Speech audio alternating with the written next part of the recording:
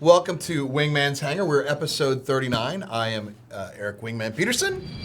You forgot for a minute. Well, it's blinded by that white shirt over there. I'm Rob, Descendent Irving in the blindingly white shirt. Yeah, in the blindingly white. I didn't get the blindingly white shirt memo today. I got the cherry red convertible look. Coming up today, we have the week in review, including our weekly snapshot and this week's most valuable post, and a little bit of, well, if you don't know, if you're new to the show, this is kind of an inside look at the making of Descent Underground. As we're going through week to week, we show you where we're at on development, what's going on, all the new tidbits, stuff like that, keep you informed, because you guys are basically, well, backing us and sort of paying for it. It's like our video diary. Yeah, it is. It's like a blog diary, right. And we also have this week's most valuable post, and we have forum feedback with your questions. So, first of all, we would be remiss if we didn't thank all the backers. Welcome aboard. Look at this. This is my favorite part. Zoom, zoom, zoom, zoom, zoom. I wish we got the Steam backers' names too. So thank you very much to all the thousands of Steam players that are joining. That would take too. a lot of screen. I know, but it'd be very cool to see them wiping by. But those are the folks who've joined on our website, and we appreciate all of you guys for helping us along the way. Welcome to the Madhouse. Welcome to. It gets worse here every day.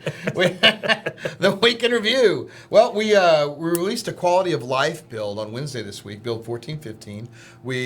Keith codenamed it Mickey. Yeah, I know. Mickey? Mickey. Why would you have codenamed? Come on. What? Mickey Mouse. I guess. Yeah, no, come on. All right, because that's pretty weak. Yeah, so we kind of do. Yeah, Dunk Kelza. We kind of do. We vary between like larger content updates and then quality of life updates.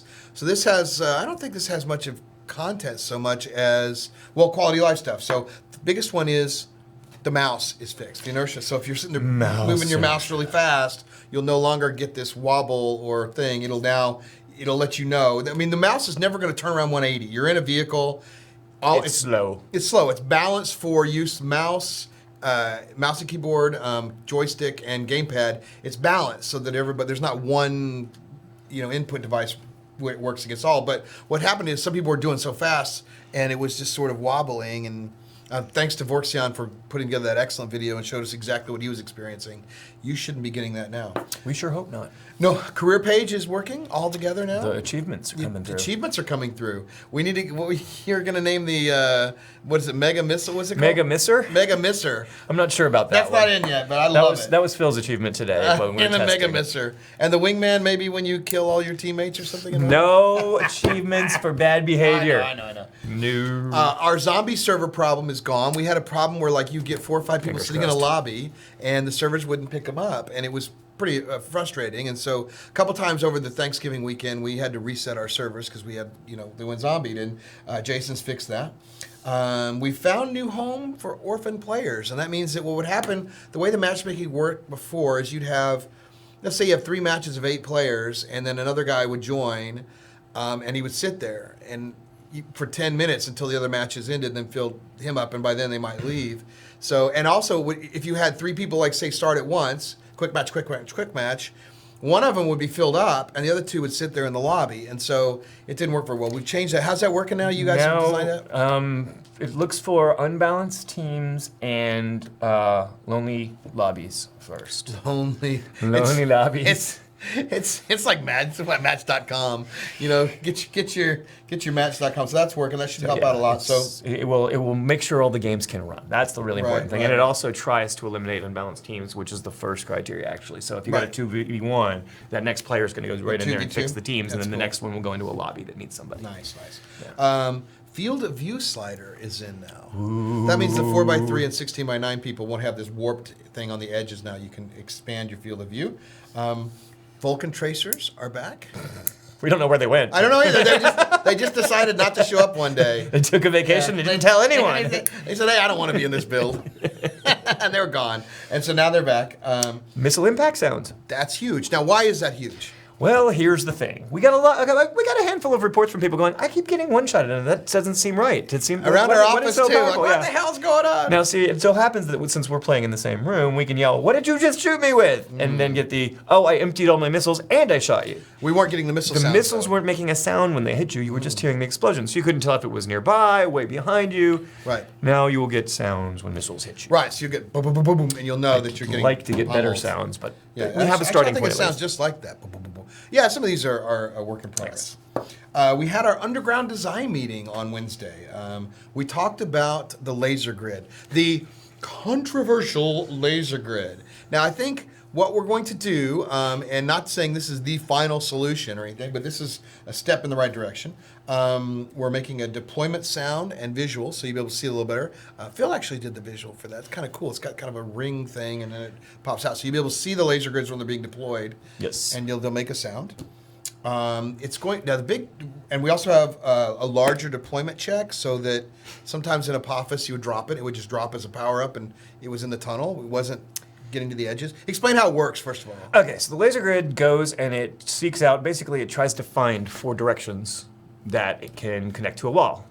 So if you're, say, for instance, going vertically through that tunnel in Mobius, it should be able to detect that there are walls on all 4 sides. Sometimes it catches the ceiling instead, and then it goes sideways. But for the most part, it's looking for 4 anchor points and then expanding itself. Right. But that check is restricted to exactly the size of the grid itself. So we're going to expand it to check a little bigger. Right, that should help fix a lot of that. And the biggest change is of the gameplay variety, which is if you're on a team game, the laser grids will appear green. So if you see a green laser grid out there, that's going to be a teammate's laser grid, and you can go through that, but it's going to take it down. Red laser grids are always enemies, so they're bad. We're going to try that for a while, but it should help with some of the team killing, accidental team killing, the Wingman team killing. It doesn't fix the mechanism. I drop grids everywhere. No, with the mechanism, you're still out of luck. You're still SOL on that. He doesn't know where the gadget switching key is, so he just goes ahead and drops all his laser grids so he can get to his prox mine. Right, so that came out of the design underground design meetings. That's probably going to be next week's build. That won't be in the build 14-15. That'll be in. Well, that went out Wednesday. Yeah, that went out Wednesday. 1500 probably by then, or maybe definitely not in the Wednesday build. Yeah, definitely not. The laser grid thing will be coming up. We got a big content release next week for. Well, we'll tell you more about that later. And of course, now it's time for our Steam review of the week.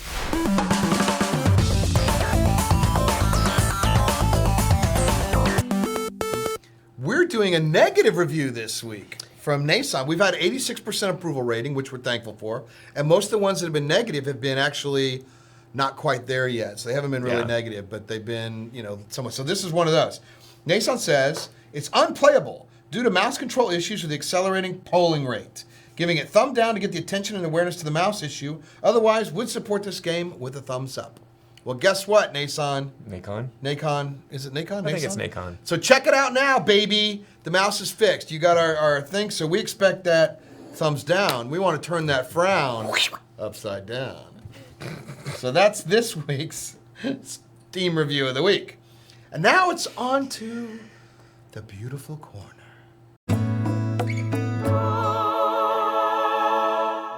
Okay, that's such a relaxing, beautiful corner. Let's take a look at some of the pictures. Let's get right to it, right? So here were some of the smart missiles. These are some of the concepts that we had. The mixing and matching of parts. So what we did is we picked the ones we liked best of each kind and came up with the kind of. Well, this is kind of where we were headed in the second one, and then that's the untextured version. Right, and then we got a little closer to the coloring schemes and stuff, and this is what it's going to look like in the game itself. So. Yeah, that's pretty neat. We like that cool. So it's actually kind of close to what the original one was. Yeah, when was that kind of stubby look that it had. Now here's something close to your heart. We have Tycho. That map is insane. That map is insane. If you look at Tycho, this is Tycho. Now we're trying to see where we can get. We're trying to get we're going to work from inside out. Mm-hmm. So we're going to do the inside portion, and what we may do if we can get it right is release the inside and then work out, because that map's going to need a lot of players, and that would be everybody, and we don't know how many we can have. Really big. Right. We timed it. It takes about 1 minute and 10 seconds to get it all the way around the outer But if you ring. notice the things on the edges, you can actually see through them, so you'll be able to shoot each other in other tunnels. So you can go to the next one, Mike. Thank you. Yeah, and this is, I don't know what we're thinking about there, but it looks like he was thinking about encasing that in some sort of asteroid, but we'll see how that goes. It's just concept stuff, same kind of thing. You'll notice how the open spots in the gray, you'll be able to shoot people in other tunnels. That's what we were talking about earlier. This map is huge, and this is Rob's. Rob, you made this map. Tremendous. Right? Tremendous. So it's really cool. Yeah, I like it. We should get some more pictures on that next week. And inside in the interior, in the big core section, we've got kind of some machinery work in it. Let's show a little bit of that. So this is some of the junction points and core pieces that we've got coming up. Kaji's got there, shows the sizes of things and pieces, and this is going to be kind of the center section, which holds up the interior of the iceroid. Ice baby. That's kind of what you were thinking about having it. So the scale, if we could see the size of the ship, you'd be able to see it's actually much bigger than what it looks like right there. Yeah, the ship is about the size of that little 4-cylinder piece down there. Very, One of those cylinders. Right. So that's this week's Beautiful Corner, and now it's time for Keith McCormick, Dunkelza, with this week's Most Valuable Post.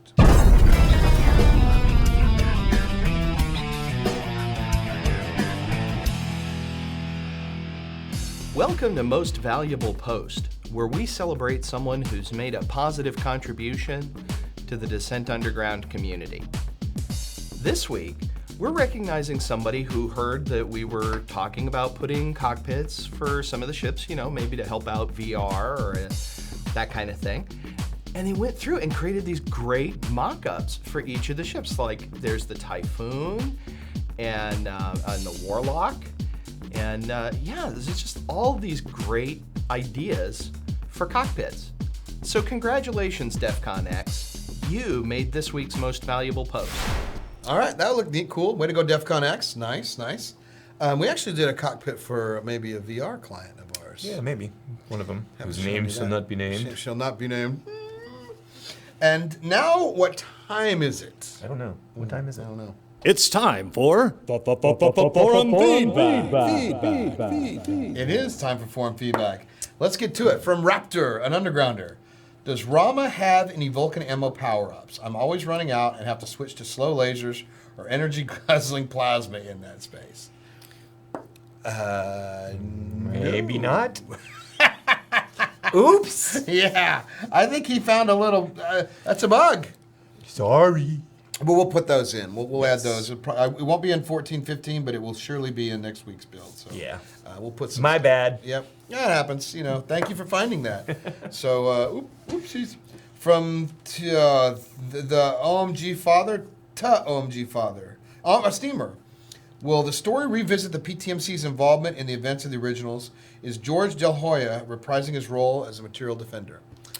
So we've said this a few times, but for new folks that not don't everyone know, knows. Right. We are a prequel to the original Descent series. So we'd like to tell the story of how these events came up. We cannot be the PTMC yet because there's still negotiations to be had with some of the original creators that own some of those assets. George De La Hoya, we'd love to work with him, but we didn't have a huge Kickstarter. I'm sure he wants to be paid. $5. Yeah. Yo, George, if will George, you take $5? George wants to work for peanuts. We'll get him in there. We'll give you a handful we'd love to of have Snickers it. So we'll see how that bars. goes. I mean, if our sales go well and Steam goes well, who knows what'll happen, right? From Paradox, an undergrounder. Some ships have cool, unique tools, ship actions, but everyone else just has the mining laser. Are there plans for every ship to have a unique tool available that would suit their theme and intended role? Well, that's sort of not, sort of yes, sort of no. Most ships do have their own unique abilities. Other ships, their ability, if you will, is their balance. Yeah, that they have more things available to them, but they don't really specialize in one thing. Like for instance, the Wasp, its balance is that it's a general purpose ship, and so it does everything pretty well. Hard to hit too. And it is a little hard to hit. But it's not, it doesn't have a special ability. The rest of the ships will either have some tool that suits their ability, like, for instance, the Warlock and the Shaman will have repair tools and power-up stealing tools and that kind of thing. Flipped. And then the Augur is just a mining ship, so its special is that it's supposed to carry bots to help it with its job. Right. So that stuff isn't in yet, so Do you know what won't this see it on all sounds of like it. to me? This sounds like a design underground. You could show the various tech trees and things going on with that. So yeah, it's going to be cool, and I think we'll set up a design underground at some point for you I think we did that in like episode 7 or something. Episode 7? To go way, way back. We may have to go see what we've changed since then, probably not much, actually. Oh, from DEF CON X, this week's MVP. Can you leak any more info about the unique tools available to each or so of the 10 drones under development? Well, do you want to save that for later, or do you want to? We should get a link to Design Underground, that episode of Design Underground, so they can go look at it. Yeah, we can do that. I think it's in there. Yeah. So we'll throw that up there, and we'll let you see.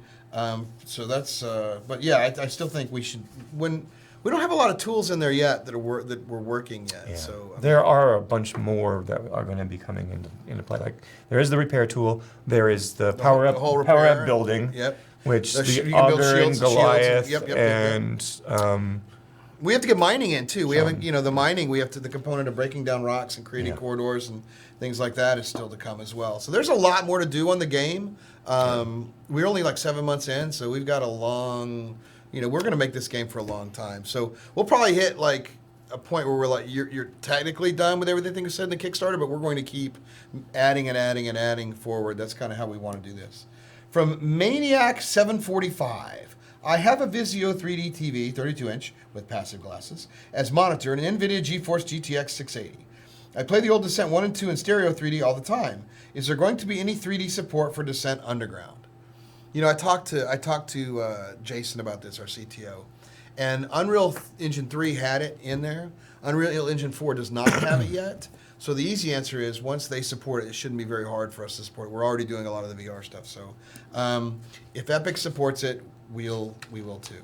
So now it's time for this week's Hot Topic.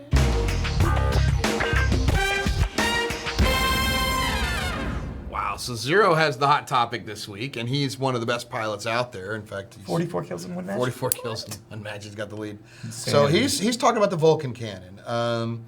He thinks the bullets are too slow. And there's a combination of factors at work here. I mean, we're talking about the idea that it is difficult in our game to hit ships because they are different shapes and sizes. Yes, true. So that makes our game inherently more challenging than, say, the old games. Right. Plus, with the speed of shots, you have to be very predictive where you fire. Yep. So, and especially with tricording back in and afterburner, It's gotten much faster, actually. People can really move around a lot, so that makes it hard to predict where your target's going to be. And with slower shots, it's hard to then. So we are looking at some of these things like balancing. I think we sped them up 10% once, and so we may look at the speeds again. But the Vulcan didn't get a lot of speed increase when we increased the lasers and plasma. Let's play it right now. We've put the tracers back in, so that's probably going to help a lot too. Let's take a look at that. That will help. Yep, and then he talks about the hitboxes. We've addressed some of the hitboxes. We've now addressed the torch as well in 14-15. We've increased the size of that. I would say we're not finished addressing the hitboxes. The problem right now for us is we're trying to go like in small increments because we haven't put all the ships in yet, and that's going to change a lot of the things that, the balance-wise, especially once you put ships that can put power-ups and fix your ship. So, so we are addressing hitboxes. He's saying that decent pilots will not move in a straight line like that. Well, he's right. No, Most of them bounce all over the they go place. like that, and that's tough. It makes it hard to hit. But there are other weapons with larger volumes. Yeah. The plasma balls, which we The know. plasma needs to be grown, but The right angry now peas. it doesn't. Angry The pea. effect doesn't scale well. Yeah. So we need to revisit that effect. true At which enough. point we can grow them and then also slow them back down, so that they're back where they belong. And we want the weapons to be effective, and we want them to be, depending on where you are in the maps and different maps, and we want you to consider what's best here. Yeah. Right, and so maybe the Vulcan isn't the best every time. Maybe the Fusion is, or maybe the which is coming out. Fusion. Yep. And he says learning how to lead your shots is hard. Yeah, that is true. That would be something we might be able to put in a tutorial for at some point. We Also, need where to. We can, have a little bot just trucking down the hall, and you can practice. We'll just shooting put at in the aimbot. No, we won't do that. So that is true. Maybe we still have convergence in our pocket if we want to. We still have a lot of things. We've moved the guns in to make it easier. They're like some of the guns are closer. Like the Predator, the Vulcans are right there. So it's like it just depends on. Again, it's a choice in ship or a choice in area. So it is hard. And since we're not making it easier on people, but that is true. We're not. I'm not sure we want to make it like completely easy. We want to be able to separate. But I think the biggest issue right now is that we can't separate the new players from the old good players. And I don't even mean the old good players. I'm considering us too. I mean the people that have been playing this for a while, months. we've got to be able to get our ranking system in where we can rank like skilled players together. That alone will help a lot. And then we've got a bounty system kind of game type we've been batting around. I'm not sure what we're going to do with that, but where you get some of the better pilots that are ranked to go into a match 1v4 or 1v3 or something like that. And there's got to be, but there has to be a reason for the better skilled pilots to want to do that. And there has to be a reason for the, you know, the new folks. It's a pelt kind of thing, like get your pelt, get your dog tag. So we'll see how that goes, but it might be fun for people so that we can mix and match and people can get a look at some of the better skilled pilots, because there are some pilots out there that I just run away. All hail against Sir Robin. Enough, but that's good. Thank you, Zero, for this week's hot topic. We hear you. We got some of the stuff already in development, and we got stuff that is not completed yet, but we're wanted to get more things in there so we can get more feedback. So try out the Vulcan in 14.15 and keep giving the feedback. Thank you. And it's time for this week's Studio Snapshot. Wow, I need virtual hands so I can just reach out and touch this. Somebody quick grab him. This little halo, so you can see when it first deploys, it shows up a little better. Oh yeah. that's Do neat. it again. That's so cool. It is cool. I fixed Vulcan tracers. Oh, Yeah. If you watch that screen, that's where I'll be firing across. ooh, Quite visible. nice. This is just kind of a concept idea for an esports arena, kind of like we've talked about Hot Rock. And so rather than something that's very literal and physical, we're talking about a concept of things being more holograms and elements that just can come and go ethereally to serve as blocking elements or powering elements or informational elements. Remember that? Let's see what it looks like. Well, maybe it looks something like that. So it gives people a sense of position in relation to the world around them. All right, that's cool. We've been busy. Yeah, we've been busy. That's true, and it's always fun to do. Phil loves those studio snapshots. He's like, that's his entire blog. I'm gonna put that studio. Where's my studio snapshot? Morlan, where's Viewmaster? Where's my snapshot? We want to thank our agents of the underground. Here are some of the streamers that are streaming our game right now. Check out their channels. Go visit them. Sometimes they have discounts on the game that you use their code, and you can get a really good discount. And those stack, by the way. So we've got a holiday sale coming up that's going to be like 50% off. And so if you go to their site, use their coupon, you can get a really good deal. So get in there and check it out. Coming soon to the game, we're playing around with leveling up. Mike forgot to turn off his phone. Did you hear that? That beautiful music right there. I don't know what you're talking about. Oh, he always the says, shame, check, Morlan. even the door says, leave cell phones off, and his phone goes off. Like Oh, Morlan. The Morlan, shackles. Morlan. What kind of an outfit are we operating? I don't know. here? What kind of joint is this? That's my go get my parking refilled on my meter. Oh. I'm gonna take off. You guys have a good shift. See you. Yeah, okay, see you later. So with that in mind, we've got we're starting to play around with the ranking system, like how do you typical would be like private, corporal, sergeant, that kind of thing, moving up, so you can identify who's been playing more when you see your little avatar in the game. In-game communications is coming. The guys are looking at what we can do, whether it's voice and chat, whether it's just voice, but we need to get you guys talking to each other so people can yell at me when I kill them as a team killer. Yes, this is the most important thing. The Augur's coming. And mod tools, our map making tools, are going to be released with the next week's build. Which Stage means- one. Stage one, yeah, it's our first level of gray box pieces that you guys can go out and build your maps together and submit them to us, and we can, texture them and put them into the game. So that's going to be fun. We talked about the laser grid improvements, red, green, that's coming. Incendious is now in versus bots, so check that out again. 14-15. 14-15, you have that ability to check that out right now. Next week on the 15th, we have a pre-holiday sale on the 15th, and then we have the holiday sale, which we're not allowed to announce the date because we're on Steam, but it might be right after that. We're going early, and the reason we're going a little earlier than the Steam is because when we do the Thanksgiving sale, there's so many games out there, and we've got like 25,000 people were on the wish list, and so we want them to get alerted that we're on sale before they get 53 other alerts or 1,000 other alerts are on games. So we'll do a little early sale before the sale, so to speak. So, Just the way we're learning as we go. We're learning as we go. Thank you guys to our Underground members for your support. Proving Grounds will be active here pretty soon as we start testing some stuff.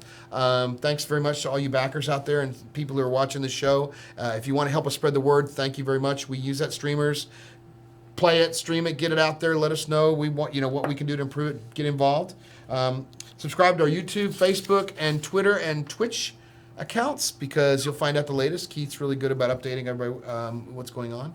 Submit your forum feedback questions. We haven't had a video in quite a while. I think it might be time to dust off. Oh no! Yeah. Don't let him do it. Don't let him do it. We will see you all underground.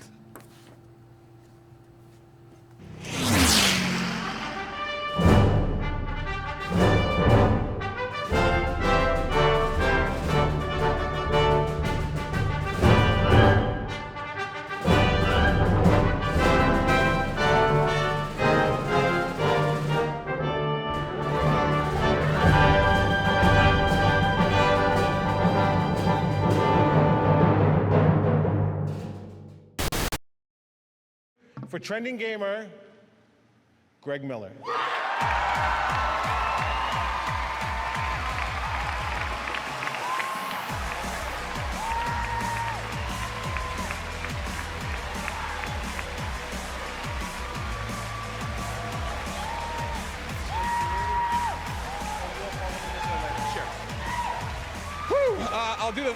I'll do the first part really fast.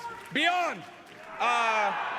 Thank you to the thousands of Kind of Funny best friends who voted for me. Thank you to my parents for never trying to talk me out of doing video game journalism. Thank you to my beautiful girlfriend, Christine, who is okay with her apartment being a production studio. And of course, thank you to Nick, Tim, Colin, and Kevin for helping me live this dream that is kindoffunny.com. But more importantly, the person I'd like to thank is Nicole Tan. Nicole Tan is an environment artist for Crystal Dynamics. I have never met Nicole Tan. I beat Rise of the Tomb Raider this weekend, saw her name go through the credits, along with dozens of other names I didn't recognize. And this happens all the time. Every time I finish a game, hundreds of names I don't know. So today, I'm the Trending Gamer. I am a duly elected representative of you, the gamers. So on behalf of the gamers, I want to say thank you. Thank you to everyone in this room that makes video games. Thank you to everyone at the home right now, directors, producers, writers, animators who make video games. Hell, thank you to the guy who's working on a Maya project right now and won't see this till it's on YouTube tomorrow. We all know that making a game is not a glamorous life. It is long hours. It's time away from your family, and no matter what, when the game's out, someone on the internet is going to be mean to it. I'm sure it comes down every day. Somebody says, is this worth it? And I want you to know that on behalf of the millions of lives you change, it is worth it. Thank you for making games.